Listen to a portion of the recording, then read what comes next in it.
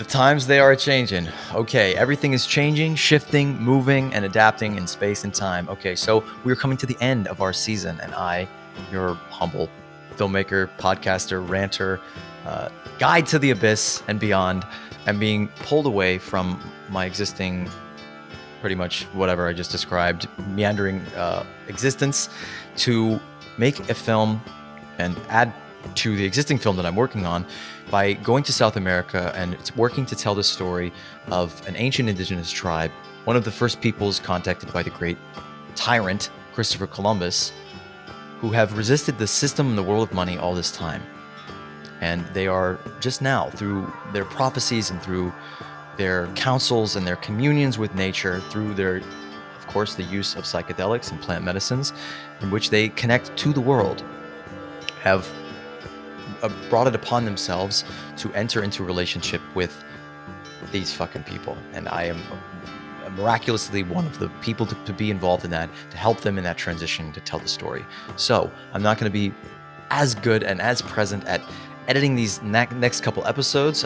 I'm going to pass that off to our incredible team, to Nathan and Ev, two wonderful people who are going to, of course, do a great job. And I'm going to give them full creative license to have as much fun with this as they can, because ultimately this is a cooperative, collaborative effort. This episode is fucking crazy. There's no other way to describe it. It's a crazy, high-level discussion that will take you places you have maybe never been before, places maybe that scare you, places that you will want to go back to. So I love this episode. It happened months ago, and I just kept pushing it back because it was just so rich and interesting and different. And now's the time. There's only now, right? The old world is ending. And we have the opportunity to rethink everything. This is a show about the systemic problems in our world. And the real solutions we have today. To transition from an apocalyptic storm of war, scarcity, and ecological collapse. To create an abundantly advanced, collaborative society.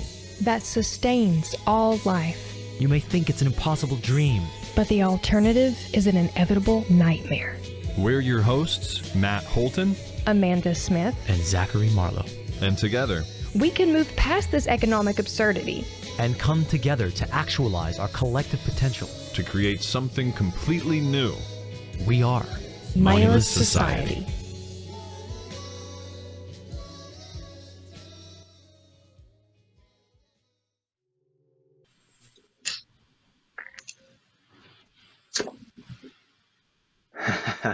There we go. All right. Never smoked a joint live on air before, so I have no idea how this is going to go. Can't go worse than it's been in the pre-podcast. I think technologically we're good. About that, man. We don't talk about that. Everything's perfect. Everything people don't see when we're recording doesn't happen, okay? You just pierce the veil, man. You're hurting everyone else's mellow, Larry. You're not Larry. You're Carlos. No. We're all the same. I am, me as you are, we are all one, man, right? That's what it's all about, man. That's what this is about. Too bad we didn't have like all this public from the side here. Here, give me that. Oh, wouldn't that be epic? Pass it around, man. A moneyless society, man. Today is going to be an interesting episode. We have tried to do this 3-4 times. This is our third time, so this is the third hit. So we tried to get this started multiple times with lovely Larry and Carlos here, who have been so patient, so sublime. And so we had all these plans and schemes and lists and outlines and crazy trippy tangents that we wanted to go into. And now here we are. We're just chilling. We've done this like 5 times. We all are good, close friends. We know each other's mother's names and shit. And so I think this would be a good chance to have an episode where we kind of go back to the beginning. Try to get into, instead of diving into some high-level conversation immediately, we'll get there, but about dissolving boundaries and, erasing the separation between you and I and me and you, and, psychoanalyzing our whole macrocosmic social order to replace it with some brand new paradigm. I would just like to actually take a step back and talk a little bit more about these substances, these medicines, these plants, these psychedelics that we talk about here. I think last time we did an amazing episode. I recommend anybody who didn't hear it, listen to that too. But we just kind of dove in as if we were already initiated. And so I kind of would like to have a conversation for all those people out there that don't have relationships with these plants. As crazy as that is for, some of us here to go way, way back to having no connection to these plants that, become relationships. They don't become necessarily just a habit. Like it's not just a drug. It's a relationship. It's a relationship with our planet. It's a relationship with plants. And it's a relationship with our own minds. I was listening to Sweetly, the old Black Sabbath song for this, and it said, "You introduced me to my mind." So Larry, Carlos, can you just talk about, like, to the layman, like, what are these plants good for? Are they just drugs? You guys are just trying to give people free drugs? What's up with that? Drugs you can grow. Larry, I'm gonna hand it off to you because you're always a good starter. You're the great opener. Great. All right. Well, no pressure here. So the particular substances that we speak about are plants and mushrooms. So these are ones that have been used for a long time. There's also a lot of synthetics out there. They also have their own things. There's basically two different categories. There's like the tryptamine family and the phenethylamine family. And phenethylamine are like the cacti that have mescaline in it. Also, phenethylene family is the MDMA and things of that nature, 2CBs, 2CIs, 2Cs, et cetera, et cetera, et cetera. Then there's the tryptamine family, and that would be the tryptamines like ayahuasca or ibogaine or DMT or mushrooms. All those are in the tryptamine families. So those are the two kind of general categories of plants that we speak about. We basically look at 4 different main compounds, but we speak about, thousands of plants involved with that. Those are mushrooms containing psilocybin, cacti containing mescaline, plants containing ibogaine, and plant combinations similar to ayahuasca that contain DMT. A lot of these experiences, depending upon what level you go to, so to speak, or what layer you go to, have different effects. So most people might have heard of the idea of microdosing. And a lot of people, I think, there's a little gray area, a little fuzzy area between what microdosing and actual dosing and macrodosing. By definition, microdosing means subthreshold. So this would be not really having much of any noticeable really experience. And then it's a lot of people are saying it's good for neurogeneration, but you're not getting like a lot of like visuals. People say a lot of people are talking about it's helpful for them as different sort of mental health adjuncts. And a lot of people have been saying that they've been able to, this is what people are saying. I don't know if there's any research on this, but get off their pharmaceuticals through a microdosing regimen. But that's not an experience really in the same kind of way. I did my dissertation looking at integration, specifically ayahuasca experiences. And so within that context, there's a sort of next layer of experience, which is a little bit more where the deep healing can come into play. And sometimes people experience archetypes of transformation or similar thematic transformational experiences that people can have, such as a death and rebirth experience, or such as a transpersonal journey, where people will go to other places, other dimensions, other visions. With DMT, you hear a lot about that. People go to this sort of hyperdimensional realm and they see elves or machine elves. I'm waiting for Marlowe's Terrence McKenna. A soundbite there, but a lot of people go into that and self-dribbling basketballs of living light, information, language, jumping into each other's chests and saying, "You can do it too." Yeah, I mean that might sound weird and crazy to people to talk about self-transforming, self-dribbling basketball machine elves giving you information, but I think it's there's so many layers of benefits that these plants can give to us. And it's like, as Terrence McKenna, one of my personal heroes, often talked about, it's a direct experience. It gives you that direct experience instead of like so much of what we talk about in this show, in this sphere, in this world, in this life. And that we're dealing with existential crises that regular people won't even acknowledge because they can't. Like I'll try to explain things to people and you can give them the logical information, but because they have no experiential frame of reference for it, and because they can't tap into, they can't go below the conditioning and the propaganda and I don't just mean that like those are, floating ephemeral things. I mean, they're things that have calcified into rigid structures of belief, deep neural pathways of ways that people experience reality, that when you take these plants and you connect with them in the correct way, not just smoking a joint and watching, fucking Pink Floyd live at Pompeii, although fucking highly recommend that. They touch you on a deep level and connect you with you in a way.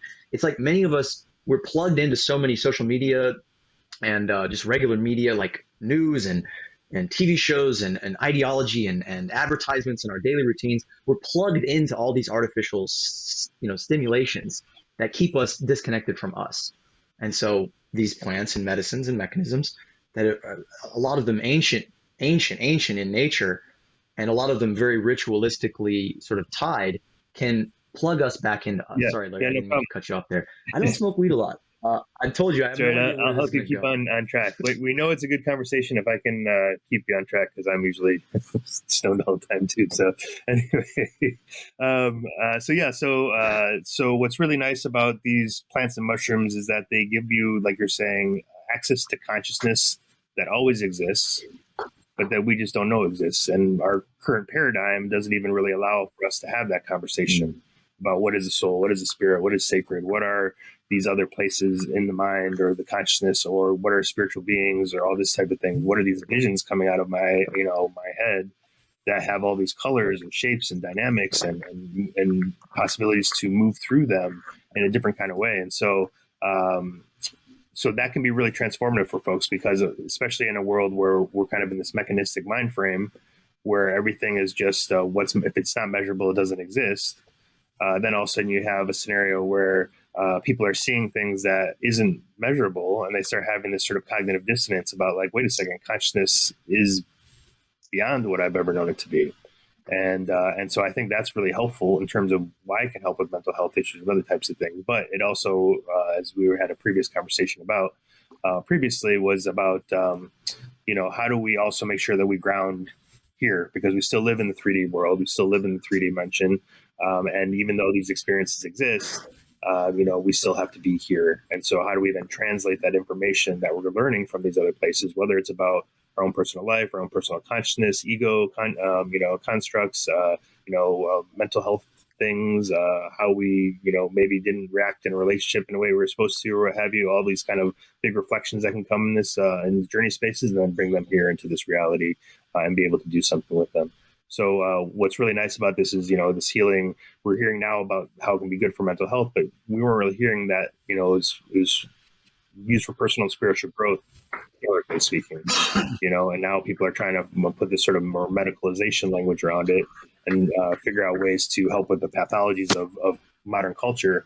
But a lot of this experience is really about a deep dive into your own self, into your own consciousness, into the visions and the colorful landscapes that can come from these experiences. And, there's a lot of artists out there that I think do a pretty good job portraying what that might look like visually. But you're right, unless you've actually been in it, and unless you've actually had the experience, it's hard to explain to folks, because it's like, you can't unlearn what it's like to have that experience. I was going to say that the term mental health just hit me like a dart. Like, it was like, that feels wrong. Like it's this thing that we've compartmentalized, like it's dental health, like it's not our whole existence of consciousness and how we interact with other people around us, how we experience the world. Like, we have such an unpleasant, weird, alienating society. We have to create this category of mental health to compartmentalize how we exist. And it's like, how often do we have these conversations where we're really asking deep questions in our mechanistic lives? They don't happen around the water cooler. We don't have some cultural right. Maybe go out, get hammered on alcohol and talk about your feelings and forget them. But we don't have this reconnection to that ancestral realm, or to that ancientness in us, or to just our own depth. I was just thinking while you're talking, like, a profound question is like, what are dreams? What is consciousness? What does it mean to exist? Like, are the colors that I see the same colors that you see, man? Like, whoa, like, and these substances allow us to have those conversations with something deeper and older than we are. Oh, just real quick. Amanda, go ahead. It's okay. There's one go ahead. one quote that I think is interesting. Someone said, like, psychedelics gives a chance for armchair philosophers and mystics to actually have an experience. So all these people out there that are study mysticism or study philosophy, but don't have that direct experience, they're just reading stuff, and now they're able to, like, exist in that question, like you're saying, sometimes existential questions, and really see it from all the different angles. I think it would improve a lot of things in terms of our understanding of those different areas of, conversation. So Amanda has some artists. Oh yeah, I just want to throw out a few artists mentioned, since you said that there are some people out there trying their best to help us understand what that other realm looks like through their illustrations. And two really well known ones for us, at least, would be Alex and Allison Gray. And then I would throw in a lesser known one. Their tag is conscious_color. Amazing work. Mm-hmm. Just want to throw that out there. But you all are talking about connection. And in the intro, Marlo was speaking about how it seems we've lost our connection to these psychotropical plants. And also you were talking, Larry, about how we're trying to build up momentum to access through like the medicalization of these plants, like try to justify their use in society or something per se. And as we were talking back and forth in our email thread, I'm just hung up on the fact that people seem to dismiss the fact that we already practice plant medicine to some degree in lots of other ways. And so to take another step and let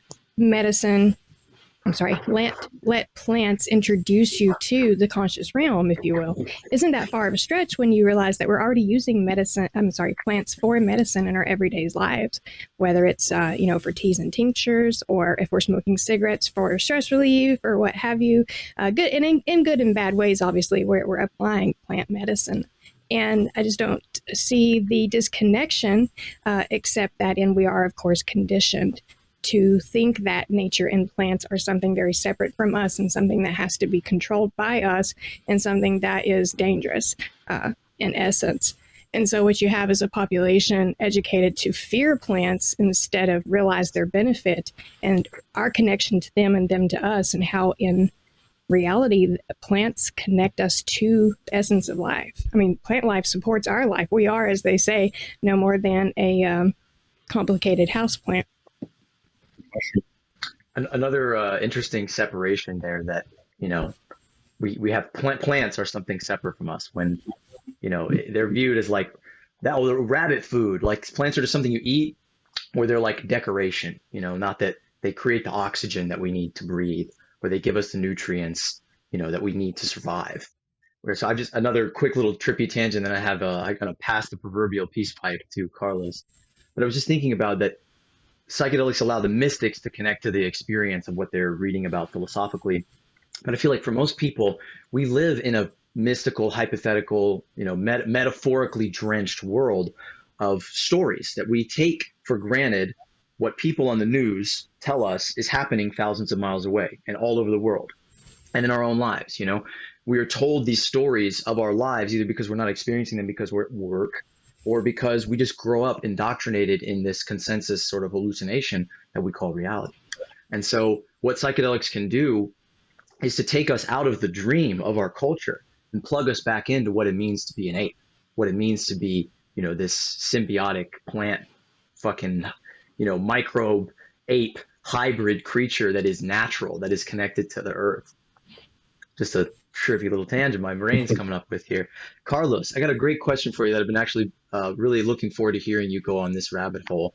Can you talk about the history of humankind's relationship to psychedelics in general, or to plant medicines, to ritual, to altering our consciousness? Sure. Yeah. And in fact, this podcast is going to be a little loose and fun and flowy. And, I look forward to hearing you do your Terence McKenna impersonation. But I'm going to do my Nikolai Tesla impersonation, and not so much in voice, more in theory. So, Nikolai Tesla developed the alternating current power system, and his whole intention of he didn't develop it, he discovered it, this form of power and energy that humans can draw from, and he wanted to make it ubiquitous in the world. And he came at it like, how can we make all of this power accessible to humans? And at the same time that he was doing that, all these gritty fucks like Thomas Edison was trying to harness energy so that he could build an empire on it. And so Nikolai Tesla died a very poor person in terms of finances, but spiritually he was, almost like saint-like, godlike status in the world. And now he's one of the most admired person in history.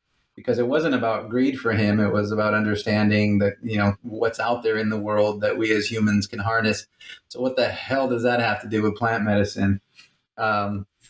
So these little things, as Larry was talking about, are just energy packets out in the world, right, in the cosmos. And if we think about the world as Nikola Tesla did, which is everything is energy and frequency, then these are just little packets of energy that are floating around in our environment. We are big energy packets. Our brain is a big energy packet. But for some reason, we go and we find these little energy packets. Our ancestors did, all the way back to the Celtics and the pagans and the Druids and the Greeks back in Eleusinian days were using entheogens, and the Mazatec were using the mushrooms thousands of years ago. The Wixárika were using peyote. The Mayans, the Aztecs, the Toltecs were ingesting 5-MeO-DMT from the toad, and then in Africa they were finding mushrooms going back 11,000 plus years ago. I'd venture to say probably 50,000 plus years ago, perhaps 200,000 plus years ago.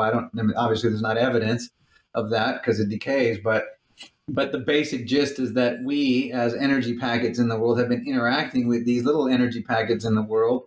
But what's unique about them is that they affect certain areas of our brain, serotonin 2A receptors, for example. They'll connect with this particular part of our neurons, energy packets.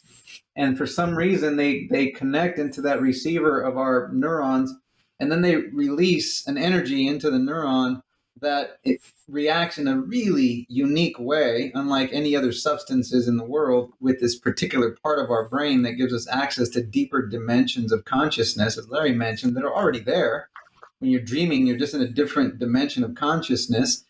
Are you ever really not aware, or do you just not remember when you're fully asleep and you're in your REM sleep, or your brain seems to be almost dead, but you have some slight movement in your brain? Is there activity there that you're aware of, and then you just don't remember it, and you're just in a deeper dimension? Well, these medicines allow you to go into deeper and deeper and deeper and deeper dimensions of your consciousness and subconsciousness to discover a bit more about who you are as a being, not as a conscious physical being that has to figure out how not to walk into trees and how to step on solid objects and not step in water and sink to the bottom. All of these things that are programmed in our brain and that narrow our awareness to these little just physiological activities that keep us from getting killed or injured, which is how we spend most of our life, most of our consciousness, trying not to, bump into things and step in the right place and don't bump your elbow on this and that. And then we get this narrowing of awareness for that. These let us get out of that and go into these really deep states of our own existence and awareness, and perhaps what some claim into collective shared awarenesses that go beyond the self into shared collective consciousness, and in the realm of machine elves. What are they? Some people conjecture that they're actually other beings, not wrapped up in your body and in your consciousness, but that they live outside of your consciousness, in the collective consciousness and deeper consciousness. Is all of that true? I don't know, but it's pretty cool. It's a nice story. And so anyways, fun energy packets. I was speaking to a very illustrious wizard, psychedelic researcher, this very interesting human being that I know who's a yogi, was a wizard, long wizard beard, wears the hat and everything, covered in like ancient Sanskrit tattoos. And I was interviewing him. He used to be a cybernetic researcher developing artificial intelligence for self-driving trucks for the military. And that got him interested in consciousness. And that got him interested in psychedelics. And so this genius mind, went down this incredible rabbit hole. I got to find him someday. I'm going to go to his stupa and meditate. Maybe I'll get him on the show. He wrote like a 5,000 page history of the world. But yeah, he told me, and I asked him, what are those DMT elves? What are they? And actually what he said really vibed with my, gut armchair theory, which is that they're not other creatures. We are experiencing like archetypes of language. We are seeing the constituent structure of reality unveiled from, basically, if you break down what reality is on the quantum level, and I'm not going to go too deep into this and talk out of my ass, but basically, nothing in the world that we see is really solid. It's all energy circulating around. It's all interconnected. None of it is actually a separate object. The computer that I'm looking at right now isn't a separate, solid physical thing. My brain is basically interpreting a hallucinatory version of what those particles are swarming around in this sea of undifferentiated reality, everything connected to everything else, which is a harmonious view of reality that ancient Tibetan mystics and psychedelic poets and dreamers and wizards through time have postulated, and what, the cutting edge of quantum physics, of the most sophisticated measuring instruments that we have to understand reality, are coming into an alignment in that view of the world. And so what my theory, or a theory is, because I don't really originate any of this information, because I'm consciousness experiencing itself, having all these epiphanies as if they're things that are happening for the first time when they were there all along. But yeah, ultimately, those DMT elves, those beings, what you're seeing is reality taken, basically stripped of all the patterns that your brain, simplifies it in, so that you can understand it, so you don't go fucking insane, so that you cannot, as you said, like walk into a solid object, because there is no solid object. Our minds are basically telling us a story about what reality is every second of every day. And so what these plants allow us to do is to step out of that story that we're being told, that story we're telling ourselves, like, shit, I got to get up and go to work. That's a story. It has nothing to do inherently with our survival. The story of money, the story of, I got to go make pieces of paper by trading and selling my body and like making people frappuccinos like, so I can survive. That's all a crazy construct that we believe because we just are, it's hammered into our consciousness day in and day out. This is real. This is real. This is life or death. This is your purpose. This is what you are. And so, yeah, we're completely just smashing our consciousness down into this really small, crude shape where we're spending hours of our lives talking about our insurance papers and complaining about our coworkers and doing all these really silly things, just taking this story seriously. So yeah, to sort of bring things full circle and toss it back to whoever, our human story has always included interactions with these substances that allow us to disconnect and disassociate from what we've been told and interact with the world in a more primordial sense. But however, on the other hand, I do like the, I had this journey one time, since we're talking about journeys. And by the way, to close the loop on the Tesla thing, the part I didn't mention is, so what's similar to what's happening now with these psychedelics is we also have, big corporate greedy corporate interests trying to harness those energy packets and then control them and then give it back to us, just like Thomas Edison did, as opposed to Nikola Tesla, who was like, hey man, make this shit free. Right. So that's kind of the analogy there, just close that thought out. So I had this journey where, and I'm sure that many people have, so this is one of, many millions of journeys people have had, probably similar. But you go into that space and you're like, fuck, all this stuff that I'm experiencing maybe is or isn't real in this 3-dimensional, 4-dimensional realm, including time. But what is real is that kind of infinite space, that beyond the 4D space, right? And then, so then what is this? So, my own personal, and then I think you have to make a choice. What is it real or is it bullshit? This thing that we're experiencing together. But it's kind of lonely if you assume it's bullshit, because then it's just you creating all of this reality yourself. So then you make a choice. Okay, well then it's real. Like I'm going to choose that Larry's real, and I'm going to choose that Marlo's real, and I'm going to choose that Amanda's real because I like the shared space. And so if you choose for the shared space to be real, then at that point, what we do in this shared space does matter, right? All of the housing that we build and all of the sustainability measures that we build, and whether or not we take care of our earth versus just like burn it down to the ground matters, right? Because it's a shared space now. It's our collective community. So I think that's the choice that many a greedy fuck opts not to make, because they remain narcissistic and make the choice that all of this is about them, and that homeless dude under the bridge is not a real thing, right? It's just some imaginative thing out there that he disassociates from. And therein lies, I think, for me, the human drama. To what extent can we create the shared community in a good way instead of just burning it all down? Really, really quick one, because I know Amanda had to say something, but yeah, I just wanted to really hammer this in that taking hallucinogens, which Terence McKenna's word for hallucination, which is the original root word, is to wander in the mind. So taking these substances is not a deviation from what we do every day. We are hallucinating every day of our lives. I cannot hammer that in enough, that we are hallucinating this story that we call reality, that is a consensus reinforced hallucination, a social construction of reality reinforced by the people around us saying, yeah, it seems real to me, you know. So taking these hallucinogens is not like you're normal and now you're hallucinating. In many ways, especially when it takes something like psilocybin, it just roots you back into like this much simpler, like almost childlike perspective where you're able to see things as they really are, and you're unhallucinating by taking these substances. Amanda, sorry, you pipped up and then That's okay. blasted off. We're not too far from the subject still. First of all, that's a lovely way to put it. And also, in all that Carlos was just saying, in essence, you could say that's how we can connect and stay grounded to our reality, realizing that as a collective reality, it is very real, and the decisions that we make have a very real impact, and to dissociate from the things that we simply want to choose not to see, you know, is probably the worst of impacts that we can make. So, in saying that, one of my favorite tidbits of historical use of psychedelics to share goes back to ancient Egyptian times. Now, this is an emergent framework that's being pieced together by anthropologists, that is, cultural anthropologists, archaeologists, and Egyptologists especially. There's been recent research done to determine why there are tombs inside of pyramids with no bodies, just tons of offerings and whatnots, right?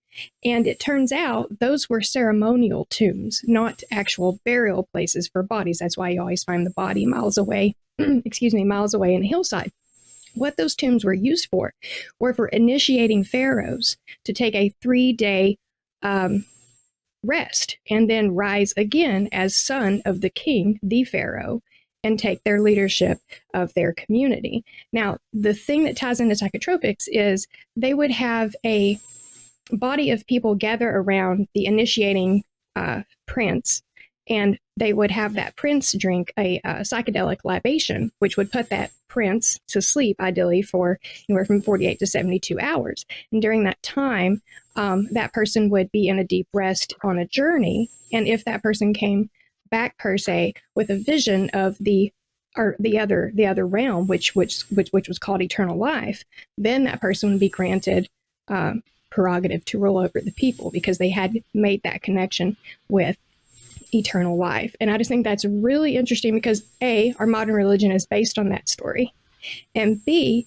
it really speaks to the fact that without making that connection, but realizing we have to keep a foot in that realm of conscious knowledge and a foot in this physical material realm, we can't rule effectively over ourselves, let alone think that we can rule over others. Yeah, basically the ultimate hallucination is what we consider the economy. And I've made this joke repeatedly that what we have is not an economy, because economy is like circulating goods and services between people. It's like energy circulating through society. What we have is a gigantic pyramid scheme where the people at the top are sucking everything up and holding on to it like pharaohs who are being born with their own organs and their slaves and their jet skis, you know. But basically they're entombing all of us in there with them. They're saying, we're going to take this imaginary wealth that we have off this fucking planet. We're going to burn it to the ground, as Carlos said, turn it into money, put it on a flash drive, and then just fucking entomb ourselves with all the rest of you in the fucking, the vapors of this fucking clogged earth after they've destroyed it and sucked the use out of it. Sorry, Larry, go ahead. If I might just really quickly say the point I was trying to make. The point I was trying to make essentially is that our consciousness could be quite possibly, though this may be abstract or philosophical point, equated to what we know as eternal life. The collective conscious could very well equal eternal life. And so that's why it's so important to connect with it, but also stay grounded. Yeah, there's, I don't know if this is, I haven't seen the information yet, but there's a wisdom figure who's been doing work out of Detroit for a really long time named Clint Eaton, and he did really large doses of mushrooms, and he believed that things like the hieroglyphs, for example, were not meant to be seen with our eyes. They're meant to be seen through the visionary eyes of other spaces, of just like you're saying, They're encrypted, and only the people with the vision can. Yeah. So when you take a high enough dosage, according to him, he was able to access or walk into the hieroglyphs. So he has a lot of really interesting theories. You can find a lot of his stuff online, but he also had an interesting point about the royal bull, if you will. So basically that they would feed the royal bull in Egypt. This is his theory. With the grass that either had DMT or 5-MeO DMT, and then the cow patties where the mushrooms would grow would be kind of like this, like special, royalty mushroom or whatever, and then they have these really big experiences. So I think that's something that he also did a very interesting analysis of all the different papers that are out there, research papers on psychedelics or entheogens or sacred plants and mushrooms. And he says only a handful, Africa's a huge continent, and there's only a handful that come from there. But yet all around Africa, there are people that were exploring with the different plants and mushrooms out there. We just don't know about it. So yeah, it's very possible that a lot of, there's arguments too. I think Carlos speaks about Brian Rescoe's book, Mortality Key. There's another person, I forget his name, but he did a lot of research looking at sort of ancient Buddhist artwork. And if you look at it now, I can't look at it and not see a spore print behind a lot of their heads. It looks just like mushrooms and the blue-throated gods and things like that. The mushrooms, blue throats. Clever. And so you have the Rig Veda, which is one of the most ancient Sanskrit texts in the book, chapter 9 of the Rig Veda, I believe. It talks about Soma, which is, again, the sort of nectar of the gods. This is the connection to ancient deities, et cetera, et cetera. So all throughout history, there's been these recordings of it, and even in art and things like that.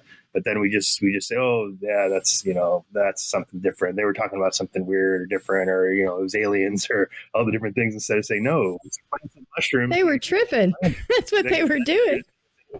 Or people just assume that they were like primitive, and these primitive superstitions. They really believe there's people flying around in the air. It's like we just don't understand what they're talking about. They weren't civilized back then, so what they say don't matter, right? And so when you look at it through the lens of they having psychedelic or entheogenic or visionary experiences, a lot of that stuff comes into play of being like, oh wow, I can see how this could totally make sense. I can see how these cosmologies make sense. I can see how, flying saucers on, Egyptian, hieroglyphics make sense, or other places too. You have, Sumerian texts that have, images of, sort of alien beings and things like that. Like, well, it makes sense if you're looking through these lenses, through these, what do you call the machine elves, if you will, right? Or the entities or the beings or whatever. And you see that a lot.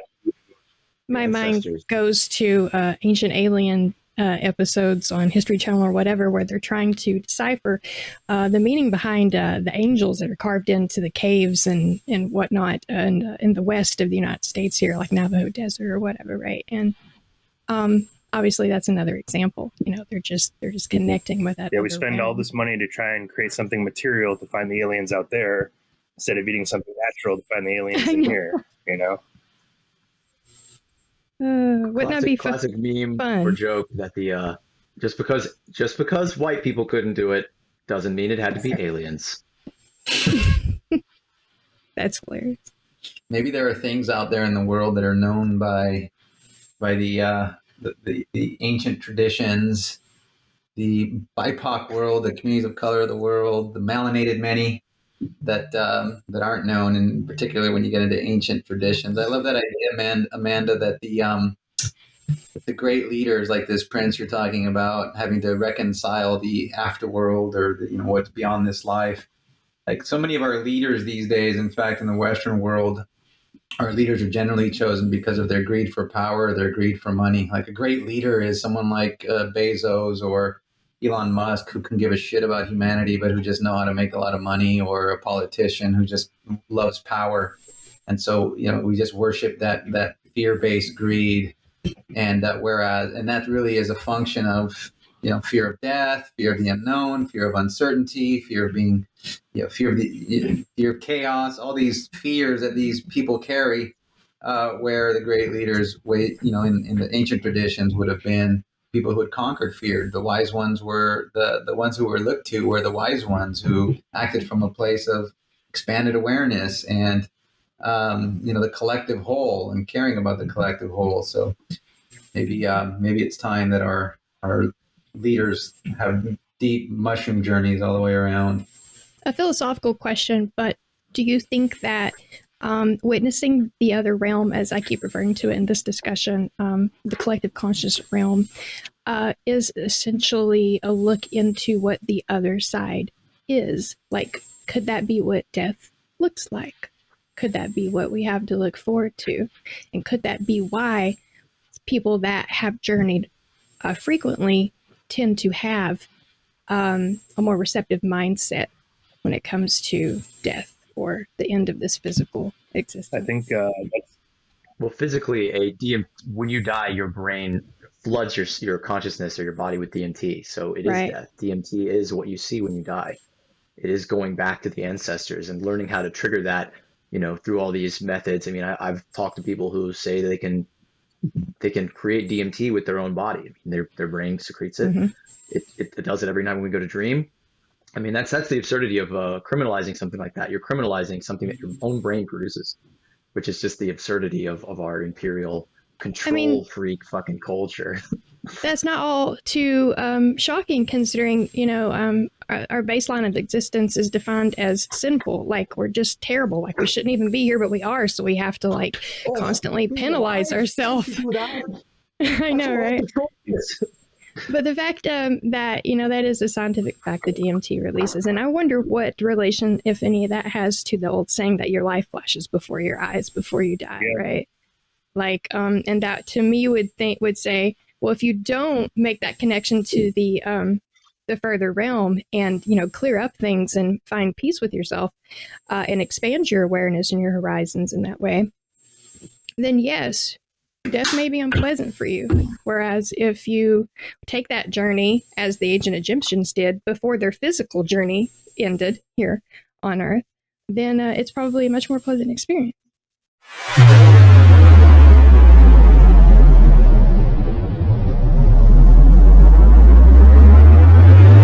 We just returned. Everybody here took a little DMT trip. We went to go see the ancestors. I had this machine out on my shoulder. Are lighter than a feather. And the ancestors have come and gifted us many, many lessons to bring back here to the mortals on Earth in the three-dimensional plane, to dose these sheeple with some high vibe energy, dude, to give them some fucking truth from the spirit guides. I want to know what Rick has to say about all of it. Rick is just chilling. He's gonna whisper in my ear. So anything that I say from here on out is coming from this guy. Yeah. Go ahead. All right. So just real quick on what Amanda was saying a second ago about being able to sort of see through the other side to what's after death. And, that's what you're seeing in sort of like this, it's really interesting that there's a medical study out there that's basically asking that question, right? That's what the end of life anxiety studies are. And so it's hard to fit into that medical box because really what you're asking about is like what happens after death. And people lose their anxiety or decrease their anxiety because they are able to have this experience where they realize that there is a realm after death and that it isn't just nothingness, right? And I think, I don't remember who was quoted saying this, but something to the effect of in sort of the Western mind world, the idea that spirit continues after death is probably one of the most profound insights we could have. Because we're sort of conditioned that this is it, okay, we die and it's over and move on. So so I think that seeing through to that is really part of what people are saying. They're losing their anxiety, and then there's also different levels to that too, because there's in some experiences people talk even about quote unquote a soul home or something like that. People go to this place that they've always existed, and they've sort of co-created this world with all of us here, as Carlos was saying earlier. We all exist because we are here and everyone exists, and we're all creating this world, co-creating this world from a different place that we'll go back to. So from the perspective of integration, there's this one guy that said we have integration wrong, or meaning making wrong. We're not supposed to be meaning making what's there to come back here. We're supposed to be learning here to bring that information back to our soul home or our place after, beyond, that type of thing. So kind of changes the dynamic of what it is that we're doing here, which is trying to gather lessons as best as possible so we can, bring it to our soul, so to speak. Yeah, basically, our life's purpose is not to find the meaning of life. It is the meaning of life. Our existence, our experiential existence, is transmitting information and building to the body of God, which is, it's the interrelated structure of reality. It's information. It's consciousness, it's self. And we are creating experiences, data, experience, feedback to that interconnected whole that is an emergent whole that is infinitely evolving, that is infinitely improving and growing and gaining, even though it's already perfect. But yeah. So to bring things back down to earth a little bit for our listeners who may have not had one or two. The real earth or the fake earth? The cube earth. I'm the cube earth theory. That's me. The globalists have hidden our ancient history. We've been severed from what it means to be human. No, but no, I think that to bring it back down to earth, I think you're saying a lot of people lose anxiety and they lose depression, and psychedelics treat these things, but they don't treat our afflictions and illnesses and mental illness in the way that pharmaceuticals do, where they're modulating and artificially sort of constraining our chemical balances or imbalances, and they're sort of holding it together. They're actually, giving us the tools to reconnect to something that isn't a construct, because we're ultimately anxious because we're living in an artificial environment that's completely disconnected from every single aspect of our design by nature. We don't get sunlight. We don't drink enough fucking water. We're not living in a social arrangement that is conducive to our human health, or to public health, especially because the health of an individual doesn't really exist outside of the health of the people around it and the environment around it. And we've just smashed that and said that we can throw a pill at it and fix it. And so I think a lot of people may be averse to psychedelics, or that may just be what they think happens, that it's just like taking a pill, when it's not. It's going deep into yourself and having a new kind of dialogue with your own body. It's like when I smoke weed or take psychedelics, like I took some mushrooms last week, and it was extremely healing. I took a pretty high dose. I was kind of disappointed I wasn't flying through stars, but it just gave me an awareness of my body, and I just learned all these sort of postural imbalances and ways that I was standing and sitting and moving wrong. And it just really helped me to heal in myself. It really reconnected me to my natural rhythms. I spent time in nature and really paid attention to the birds, and had a very profound, kind of frightening awareness that, oh fuck, things are getting warmer. The seasons are disrupted. The birds are fucking confused. The cycles of nature are disrupted. It's November and it's fucking 85 degrees. This is not normal. This is not okay. And so being able to take a psychedelic, it brings you back down to earth. It's not all flying into the stars. Although if you take a high enough dose, you got to take Terrence's advice. Buy a scale. You've got to buy a scale. Pete, the problem with psychedelics is people are always taking these piddling doses. You got to buy a scale, and you got to take 5 dried grams in silent darkness. Yeah. I mean, if you can go there, because that's going down into what you are. It's not like some fucking little alien dude in his flying saucer is going to come down and, hey, peace, what's up? Like, I've got a message from you from the beyond. Although literally, yes, that you can go there. But for most people, taking psychedelics in the ways that we're talking about is to realign themselves with their own body, their own rhythm, their own mind, because it's not bringing something into your brain. It's not a new compound. It's just activating your own mind. If you look at brain scans of people while they're on acid or mushrooms or something like that, you see the whole brain is very active. Neuroplasticity is increased. So you're able to physically, not just psychologically, not just through talk therapy, break people out of their patterns and allow people to see themselves, to give them self-awareness, to give them the ability to see, oh, I am the problem. Oh, I am an alcoholic. Oh, these stories that I tell myself are harmful to myself and others, and so on. Plant medicine activates our mind toward liberation, and pharmaceuticals, they dull our mind into complacency. I find one of the saddest ironies in all that you were saying there is the fact that people are so inclined to just take whatever medicine their doctor prescribes them because it came through that channel of authority, if you will, because it's obviously safe, right? Because my doctor's prescribing it to me. There's commercials for it on TV. Everyone else is doing it. It's making billions of dollars, so it must be the thing to do.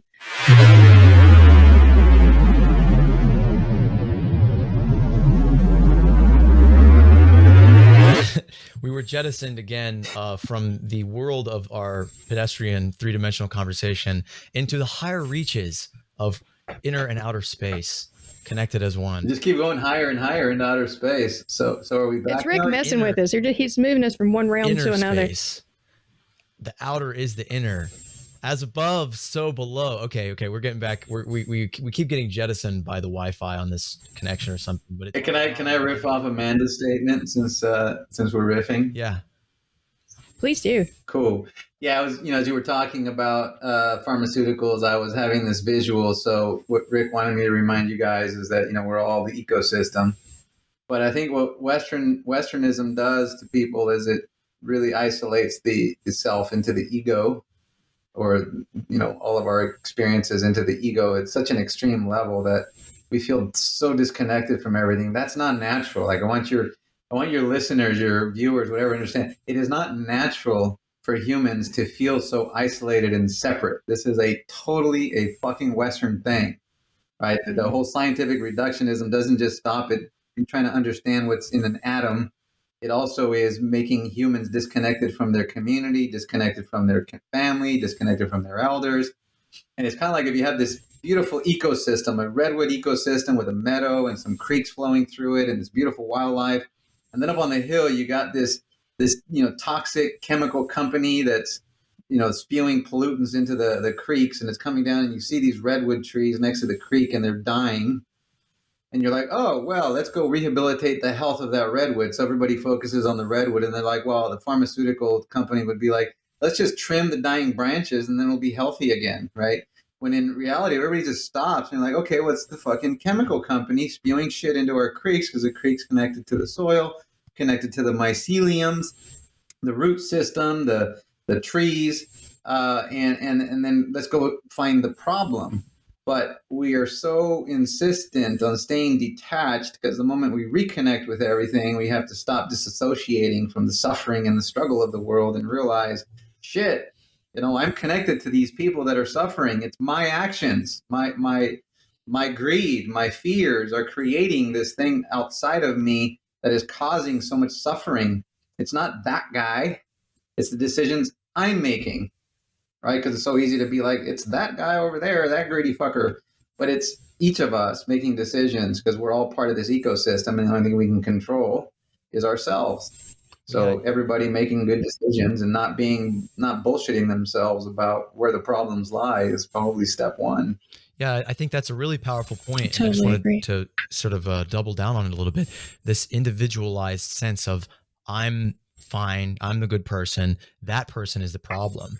What we are really angry at, and what we are in this movement are trying to understand, help people understand, is to think about things in a systematic way, to think about things in an interconnected way. That it's not that this individual person just arose against the tide of society to make these bad choices, to create this horrible colonial, rape, murder, pillage, turn it into a fucking product, make a TV show out of it, and then make a reboot, then, sell it to people, and then, create all like this. That whole thing isn't just something somebody chose to do.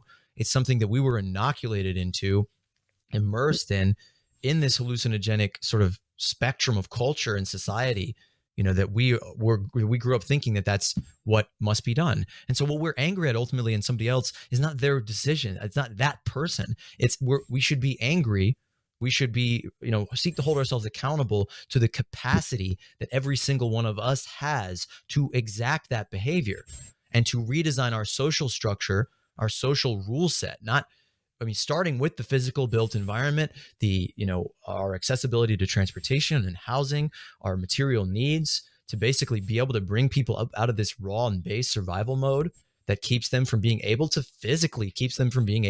access these higher states of consciousness, because they're so concerned with how am I going to get food on the table, or they're in that fear matrix of greed, which is really a serious addictive hallucination.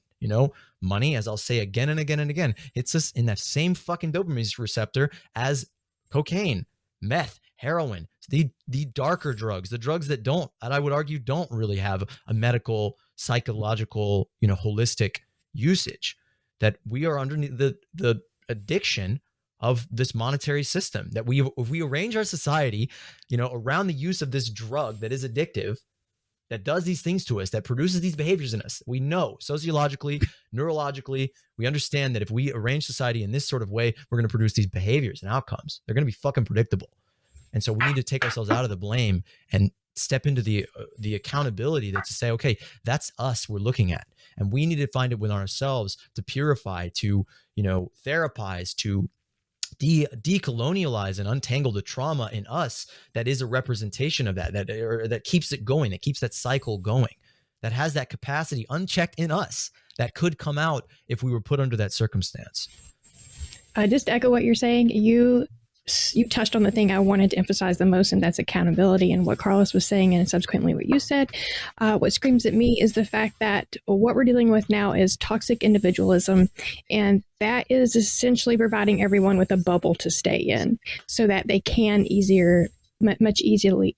What is wrong with me today? Nothing. You're perfect. So they can more easily disassociate. Oh, thanks. Disassociate from the grim reality that we've created collectively. And until we accept our collective nature as a species and get in touch with that collective realm, we're just going to keep driving ourselves, to the edge of destruction. But that's kind of like, duh. I guess we all know that here. Guys, what is Decrim? What is your mission? What, like we said in the very beginning, like Marlo asked you to begin with, y'all just trying to give out free drugs? Like, what's the deal? Because we're going to wrap here soon. And I think it's important for people to know, for us to bring it back down to earth. So speaking about collectives, and let people know you're doing good stuff. That's one thing I think has been most exciting about the Decriminalize Nature movement. Notice it's called the movement, right? It's something that's going across the U.S. and globally. It's people standing up for their rights with plant medicines. We are actually working on decriminalizing entheogenic plants and fungi across the U.S. through a city council process, working our way up to county, working our way up to state at some point in time. Eventually, the idea would be to deschedule it fully from the Controlled Substances Act, as these are plants and they shouldn't be criminal in the first place. One thing that I think has been really exciting about this, like I said, is just the connection and seeing how many different communities are out there that previously had felt isolated or alienated, that didn't know that there was 10 other people in their town that existed that also wanted to do this. And so we're seeing all these people connect with each other, which I think is a really beautiful thing. And the movement started in 2019. In Oakland, and since then 15 cities have passed across the United States, most recently San Francisco, and then we have about 50 or 60 different cities that are active right now, working with educating their community about the benefits of entheogenic plants and fungi, also to propose this to their city council. And I'm sure Carlos has that is amazing progress in a very short amount of time. Yeah, during a pandemic, no less. Can you guys talk a little bit about what's going on the ground? I mean, there were just a bunch of elections, and I think your decriminalization was on the ballot in many places. What are the results, and how's the movement going? Good question. We didn't have any. We ourselves didn't have anything on the ballot. There was two different, basically, state ballot initiatives. There are a lot of obviously people that were being voted in or not voted in. Those types of things are going to affect how we move forward. But in terms of the two different things that happened, there's one in Colorado and one in Oregon. The Colorado one, local community there, and ourselves included, had some challenges with the way some of it was written by New Approach Pack and folks like David Bronner and things like that, which have a lot of vague language and even leads towards potential limitations of our relationship with nature, or creating a closed task force, which is going to whittle away at our rights in the future. So that ended up winning just barely, by about 37,000 votes in Colorado. What's also interesting, though, is we're now saying, okay, well, now we have to look at Colorado to see what this looks like in the future and how this rolls out. And we're looking at Oregon and how it's rolling out. And it's been a bit of a shit show in this process so far. But they also had an election. And I think there was probably, when I gave a little look-see, there was probably 57 to 60 counties that opted out, cities or counties that opted out of M109, which is the legalization of psilocybin therapy there, and probably about 3 or 4 that opted in. So there's still a lot of problems that are happening with the sort of rollout that they had there in Oregon, and we'll see if that is the same case in Colorado. But hopefully, the folks that are there locally in Colorado will keep putting the pressure on them to make sure that this is done in a good way and there aren't limitations on people's relationship with nature. So just to add context to that, so in the early 1900s, midwifery became under siege, or was put under siege by medical industry, doctors who wanted to, strap up women and force them into a position that was completely unnatural for giving birth, and also force people to go into the Western medical system, and so midwifery became attacked by that system. But it's the most natural of all, birthing models, because it's what's been done by societies all over the world for, since the beginning of birthing, really. And we also know that Chinese plant medicine has been under attack for a long time in the West, and it's all about commodification and control. And so, imagine for your listeners that sunlight is criminalized. Imagine that air becomes criminalized and controlled and regulated. Imagine that water becomes criminalized, and you can't even grab water from a creek if you're walking in the wild, and you got your bottle and you got your iodine pills, and it's illegal to grab water out of that creek and drink it. Imagine all that, because that's what they did to plant medicines. And they've been doing it. Those who seek to control others, have been doing that for about 3,000 years at least, but really in a big way when colonization landed on the shores of the Americas, and then really attacked the medicine people in the Americas. And then in a big way in the 1970s with Nixon, who really declared war and put billions of dollars towards incarceration of people who would interact with nature. So this is really what we're talking about, is removing criminal penalties against something that is a sovereign right for humans. So, but what we're seeing in Colorado with corporate interests trying to backdoor controls, this is Prop 122 in Colorado that just passed, which we didn't support, and we didn't support M109 in Oregon, because they're just really backdoor ways of corporate interests, profiteers looking to benefit from Nixon's war, which was a big impact on quote unquote hippies and people of color, was the biggest impact on the war on drugs. Those were the intended targets of the war on drugs. And now we got all these corporate profiteers seeking to, in the same way that the medical industry sought to diminish the power of women in midwifery and in birthing, to diminish the rights and forever commodify the rights of humans in their relationship with nature. So we just have to not be such suckers for believing everything they tell us and thinking that what they offer us is good enough because at least it's something. Because if we acquiesce to that narrative that, well, at least they're going to let us have it in a pill form, thank you, Mr. Corporate Interest, then we will always be slaves to their controls. It's about setting our sights on what is a fundamental human right and not wavering from it and standing up for it. And even if you take it to your deathbed and you don't see the change, you got to stand for something in this life, or you stand for nothing. Amen to that. Yeah, I just want to say that it's beyond criminalizing like even something so much as a right as like drinking water or eating nutritious food.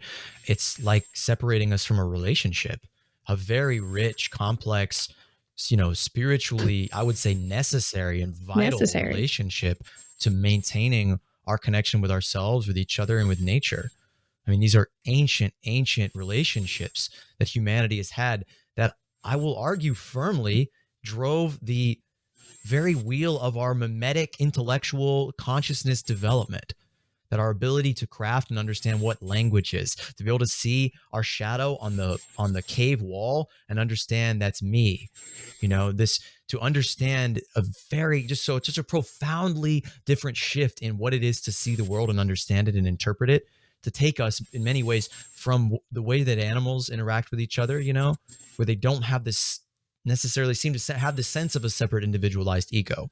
They don't have this ability to engage with abstract concepts, like say a chimp can pick up a stick and use it as a tool, or a rock, but they don't, and they can maybe understand that a rock has sharpness, but they can't really distill, that quality of sharpness as an abstract thing to then develop and shape and create technology on. I mean, these relationships got us to this fucking place. And that's just so silly of us and so in line with the relationship that this control apparatus of the capitalist ethos and state and consciousness and dream has over humanity, that it is taking the fucking medicine that we have, the abundance producing capacities of nature, You know, the ability for us to create energy out of the fucking forces of nature, the ability for us to just grow food and give it to people, the ability for us to not destroy our environment. It won't allow these things. It uses the law to keep us in this structure. It creates these corporations that have like first pick at the buffet of everything that we don't even have we don't have guaranteed a single bite. Where they have, as soon as, you know, the law is passed that this is legal and that you can do this thing, you can, you know, access and sell this substance, they get first pick, and they're the ones writing the fucking legislation that is going to determine what the law is, what is allowed and what isn't. And it's always going to be in their benefit. This is our whole legal system. This is our whole social fucking dream and hallucination, that these corporate entities write our laws.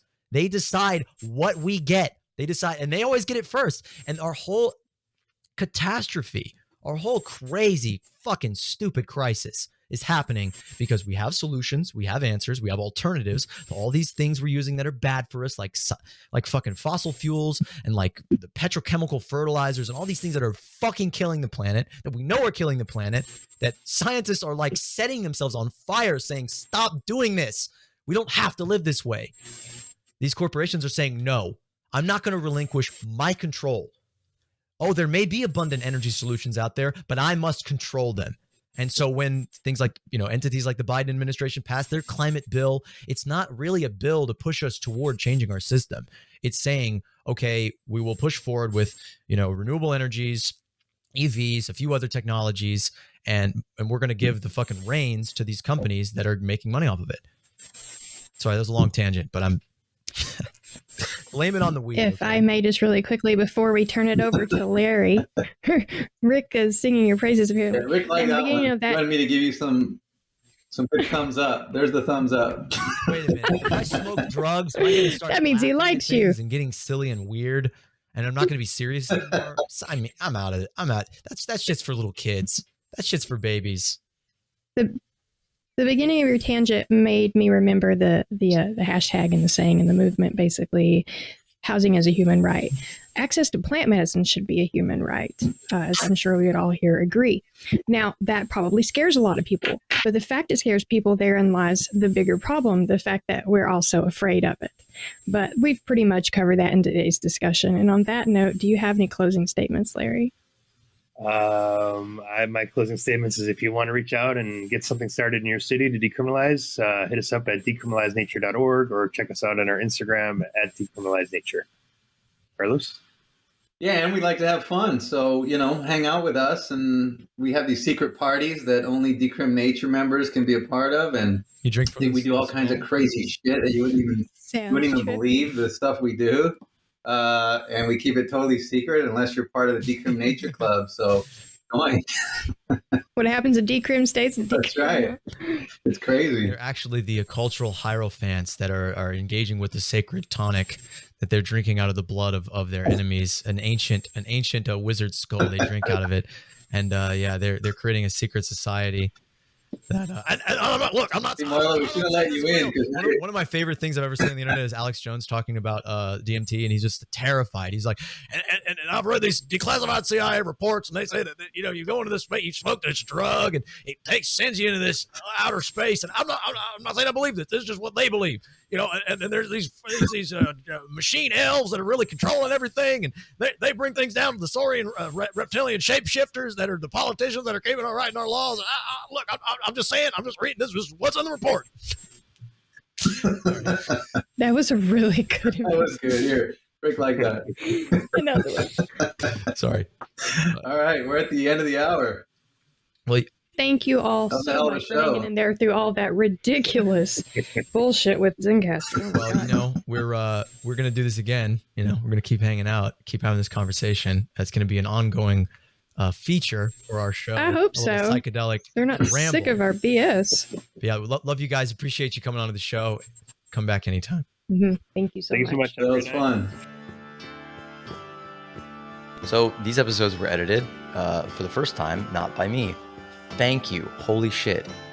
People reaching out to us and saying we believe in this vision and want to help you and want to go further. it really makes my day. It makes my world, because these people are not our workers. We don't have a top-down hierarchical organization. We have a circular, sociocratic, communally-run organization where people come together to make the world that they want to live in, to work together, to share, to help each other through this crazy world. That's moneyless society. That's what it is. It's not some hypothetical thing in the future. It's something we're building today. So be like beautiful Nathan and Ev, who clearly enjoy what they're doing and feel motivated, and they've thrown their hats in with this movement. And everybody that we have on our team has said the same thing to me in some way. Thank you. I'm so glad I'm not alone. I'm so refreshed to find those other people, to find my people. I've never had a tribe in life. I've always been a fucking weirdo on the fringes of civilization, in the margins of society, the weirdo among weirdos.